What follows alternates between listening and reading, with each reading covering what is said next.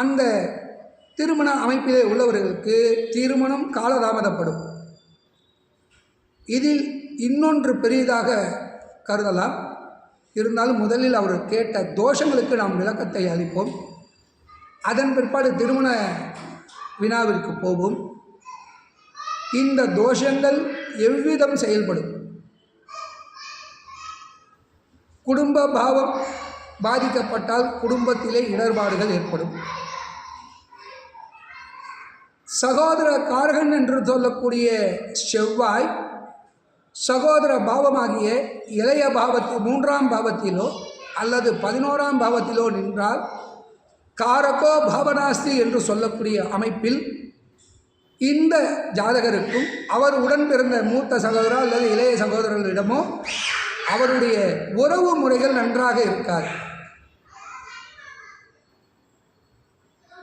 இது போன்றுதான் ஜாதகத்திலே பலன்கள் கூறப்பட்டுள்ளன. 8ஆம் வீடு ஆயுள் ஸ்தானம். 8ஆம் வீடு பாதிக்கக்கூடாது. 8ஆம் வீட்டில் யாரும் நிற்கக்கூடாது. சிம்மராசிக்கு 8ஆம் வீடு குரு. அவர் இயற்கை சுவர். ஆனால் இந்த லக்னத்திற்கு அவர் பாதகத்தை ஏற்படுத்தி விடுவார். அதே போன்று ரிஷப லக்னம் எடுத்துக்கொண்டால் 6-11 உடையவராகி அவர் பகையாளியாகி நிற்பதினால் அந்த 6ஆம் வீட்டில் குரு நின்றாலும் பாதகத்தை தருவார். 8ஆம் வீடு குருவோட வீடு என்பதனால் குரு 6, 8, 12 நின்றாலும் பாதகத்தை தருவார். ஆனால் ஆயுள் அதிகமாக இருக்கும். மாராகம் என்று சொல்லக்கூடிய இடர்பாடுகள், கண்டங்கள், கஷ்டங்கள், வாழ்க்கையிலே முன்னேறுவதற்கு மிகவும் சிரமமான காலகட்டத்தை அவர் அளிப்பார். இவ்வாறு தான் பலன்களை உரைத்தல் வேண்டும். ஒரு ஜாதகத்திலே 6ஆம் வீட்டில் அதே ஜோதிடத்திலே 6, 8, 12 கூடியவர்கள் அந்த 6, 8, 12 நின்றால் பலன் அதிகமாக தருவார்கள். என்று எவ்விதம் தருவார்கள்? மறைமுகமாகவோ அல்லது இவர் மிகவும் மூர்க்கராகவோ இன்று அந்த பலனை அடைவார்கள். அந்த பலன் இவருக்கு கை கொடுக்குமா என்றால் அந்த திசை காலங்களில் அவ்வாறு பலன்கள் வரும், மீண்டும் அது போய்விடும். நிரந்தரமாக இருக்குமா என்றால் அவ்வாறு இருக்க முடியாது. ஒரு மனிதனுடைய வாழ்க்கையிலே மிகவும் பலத்தை கொடுக்கக்கூடியது அவர் அனுபவிக்கக்கூடிய யோகங்களே. யோகங்கள் நிறையாக உள்ளது.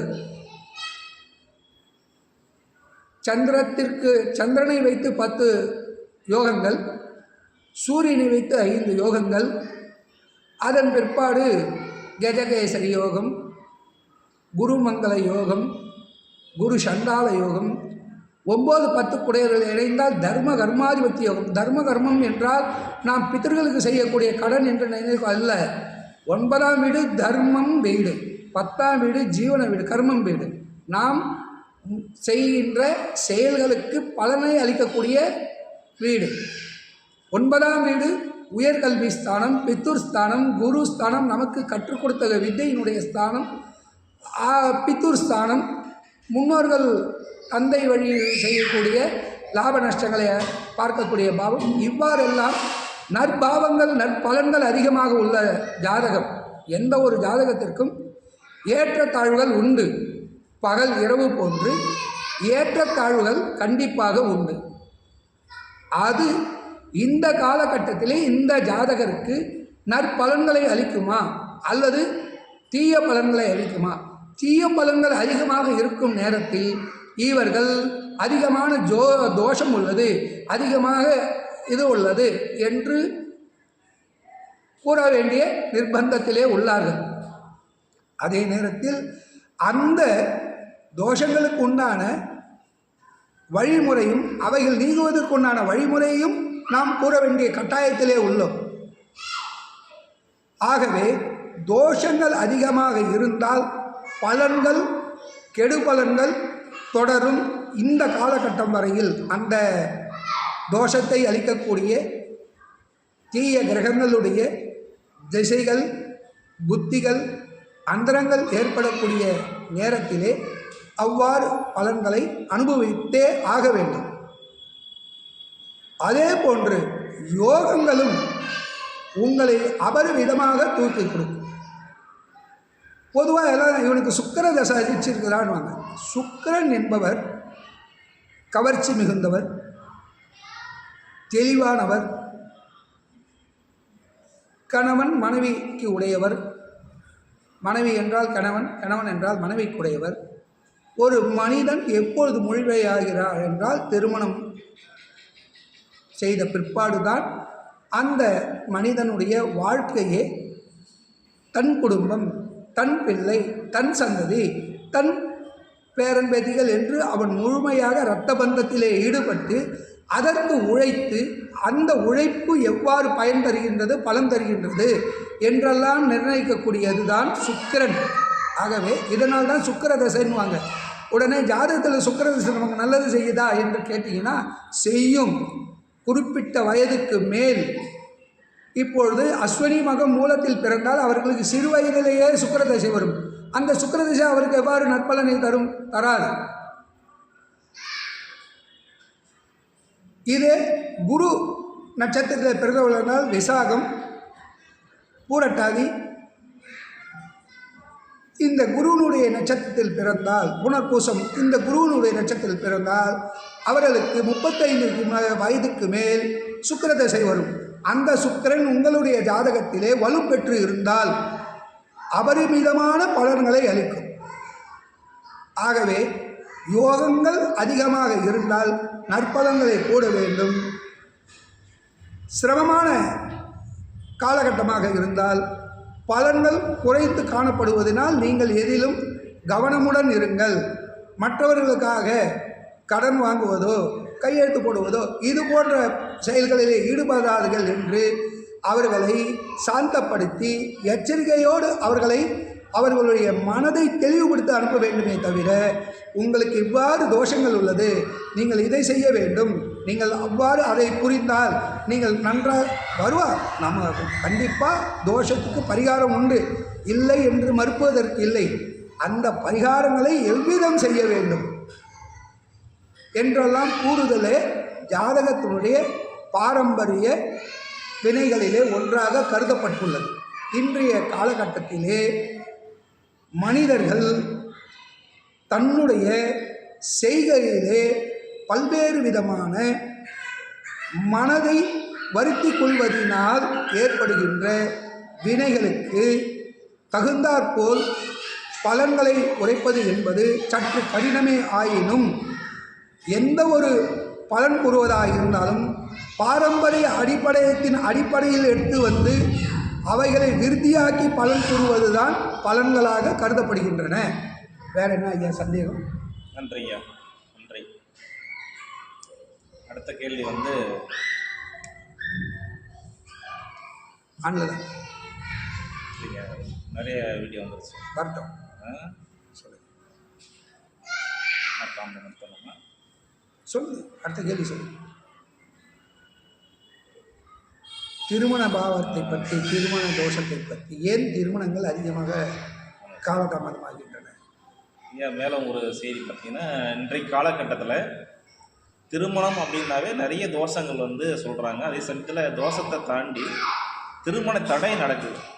எப்படி முயற்சி பண்ணால் திருமணம் நடைபெறாமல் நிற்கிது. திருமண தடை வருவதற்கான காரணம் என்ன, அது எப்படி நம்ம நிவர்த்தி பண்ணலாம் என்ற செய்தி சொன்னீங்கன்னா நம்ம மக்களுக்கு கொஞ்சம் பணமாக தான் இருக்கும். ஐயா வணக்கம். இந்த கேள்விக்கு பதில் சொல்கிறது என்பது மிக மிக கடினம். காரணம் என்றால், ஜாதகத்திலே குரு பலன் இருக்கும், ஜாதகத்திலே 7ஆம் வீடு மிகவும் நன்றாகவே இருக்கும். ஆனால் இன்றைய நவநாகரீக உலகத்திலே பெற்றோர்களுடைய எதிர்பார்ப்பு பன்மடங்கு ஆதாயம் போன்றதாக விரிந்து கிடப்பதினாலும், பெற்றோர்கள் அவர்களுடைய பிள்ளைகளை அவர்களுடைய போக்குக்கே விட்டுவிடுவதனாலும் இவர்கள் இந்த இடர்பாடுகளை சந்திக்கின்றார்கள். இதற்கு யாரும் பொறுப்பு இல்லை. அதே நேரத்திலே ஒரு தனி மனித ஜாதகத்திலே திருமணத்தை தடையக்கூடிய பாவங்களும் உண்டு. திருமண தடைகள் ஏற்படுவதற்கு கிரகங்களும் உண்டு. முதலில் 7ஆம் வீடு சுபர் வீடா அசுபர் வீடா என்று நாம் கணக்கிட வேண்டும். இப்பொழுது உங்கள் லக்னம் என்ன? என்னுடைய லக்னம் வந்து ரிஷப லக்னம் ஐயா. ரிஷப லக்னத்திற்கு 7ஆம் வீடு செவ்வாய் வீடு. செவ்வாய் இயற்கை அசுபர்.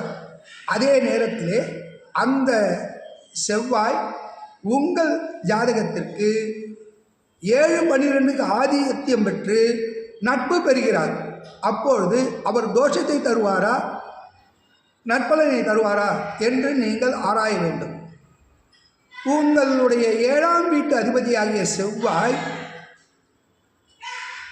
அனுஷ நட்சத்திரத்திலே நின்றால் உங்களுக்கு மிகுந்த யோகம். விசாக நட்சத்திரத்தில் நின்றால் திருமண பந்தத்திலே கணவன் மனைவியோடு அடிக்கடி தர்க்கங்கள், வாதங்கள், செலவீனங்கள் ஏற்படும். புதன் நட்சத்திரத்தில் நின்றால் மனைவி மூலம் நீங்கள் நற்பலனை அதிகமாக அனுபவிக்கிறார். அவர்கள் தனத்தோடு வருவார்கள். காரணம், ரிஷப லக்னத்திற்கு 2-5 கூடையவர் புதனாகி இருப்பதினால், புதன் அறிவுக்கு அதிபதியாக இருப்பதினால் அந்த செவ்வாய் புதனுடைய நட்சத்திரத்திலே, அதுவும் 7ஆம் வீட்டிலேயே நின்றாலும் புதனுடைய நட்சத்திரங்களான ஆயில்யம், கேட்டை, ரேவத்தில் நின்றாலும் உங்களுக்கு பலன்கள் உண்டு. அதே சமயத்தில் அச்செவ்வாய் வீட்டில் சனி பகையாக நின்றால் திருமணம் வயது முதிர்ந்துதான் நடக்கும். அந்த செவ்வாய் சனி எந்த லக்னமாக இருந்தாலும் செவ்வாய் சனி சம்பந்தப்பட்டால், ஒரு ஜாதகருக்கு செவ்வாய் சனி சம்பந்தப்பட்டால், சனியால் செவ்வாய் பார்க்கப்பட்டாலும், செவ்வாய் சனி பார்க்கப்பட்டாலும், செவ்வாய் நட்சத்திரத்தில் சனி நின்றாலும், சனியோட நட்சத்திரத்தில் செவ்வாய் நின்றாலும் திருமணங்கள் காலதாமதமே. அதில் எவ்வித கருத்துக்கு வேறுபாடுவதற்கும் ஐயமில்லை. திருமணம் நடக்குமா? நடக்கும், காலதாமதமாக நடக்கும். அதே நேரத்தில் சிலருக்கு திருமணமே நடைபெறாமல் இருப்பதற்கும் காரணம் உள்ளது. அந்த லக்னாதிபதி என்று சொல்லக்கூடியவர் 12இல் மறைவு பெற்றும்